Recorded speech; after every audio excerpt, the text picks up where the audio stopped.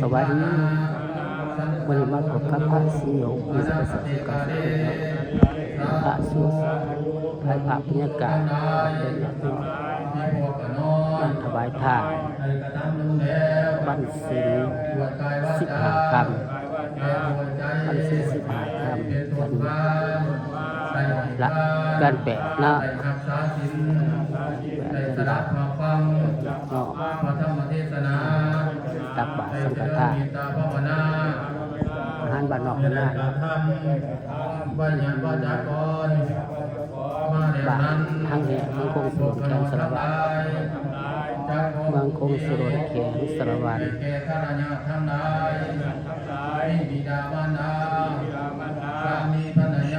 ติดตามข่าวดีของพระสงฆ์สุขสมุทรกุศลก็ติดตามFC ลาวไทยต่างประเทศFC ลาวไทยต่างประเทศบรรยากาศบนหลังนอกตักบาตรสังฆทานวันศีลกันแปดวันศีลนะเราเดินพากันมาหาเอาคนบุญกุศลที่พวกกันน้อยได้พูดหิบหายในเวลาวันนี้เมื่อนานตัวเองได้กระทำเอาเองดันด้วยเถิดถ้าหากว่าโมหูเกิดมหาโมได้ขอซึ่งเทพเจ้าเราสวรรค์ทั้งหลายนำไปบอกกล่าวแก่ข้าราชการทั้งหลายให้มาหาเอาคนบุญกุศลในเวลาวันนี้ถ้าหากว่าได้ทำแล้วก็ทุกขอให้พ้นจากทุกข์ถ้าไปหาพ้นทุกข์แล้วขอสุขยิ่งขึ้นไปต่อเท่าปฏิภาณอีกประการหนึ่งด้วยอำนาจกุศลผลละบุญทั้งหลายเหล่านี้โอ้จงเป็นปณิสัยหมู่คณะทั้งหลายได้บรรลุแก่พระนิพพานเมตตาจำเป็นหากยังบ่ได้ถึงแล้วจะเวียนว่ายตายเกิดอยู่ในสาสตร์คนใดคนนี้ขอพวกเราทั้งหลายนี้ได้พ้นจากพระพุทธทั้งปวงอันขึ้นชื่อว่าความเห็นใจแห่งสัพพปัญญามันอย่างสามีขออย่างนี้เด้อขอพวกเราทั้งหลายนี้ได้ปราศจากใจที่เป็นอกุศลนั้นด้วยเถิดสาธุอิมานิมัจยังวันเตมิดาปัตตานิปัตตานิสาปริวารานิภูสังกัสสะโนสัญญามาสาธุปันเตภูสังโฆอิมานิมิดาปัตตานิปัตตานิสาปริวารานิปฏิกันหาตุอัมหากังอิกรัตังตาญา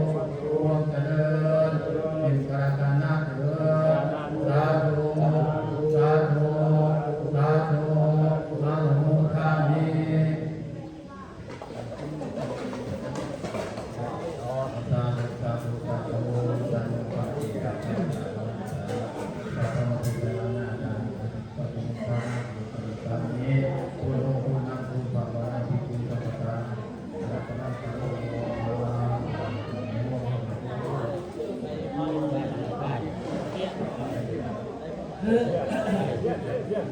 ต่เทียนเสียบาทไปดู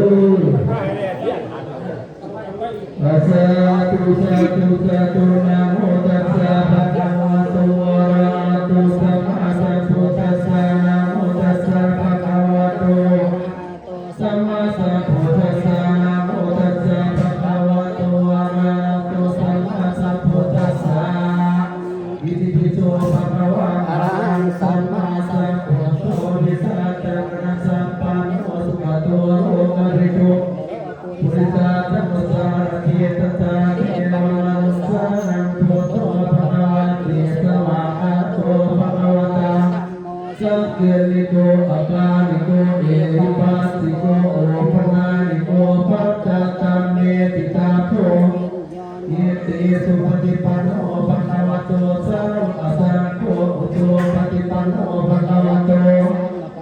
โคยายปฏิปันโนภะคะวะโตสาวกสังโฆสามีติปฏิปันโนภะคะวะโตสาวกสังโฆยติตังอิปุริสานิพานิยัตถาปุริสาภุคลาภิสาภะคะวะโตสาวกสังโฆอาหุนายโยปาหุนายโยธัมปินายโยอันสริการันโยอนุตตรังปุญญเกตังโลกัสสติอะปะกะเสวะเด้อ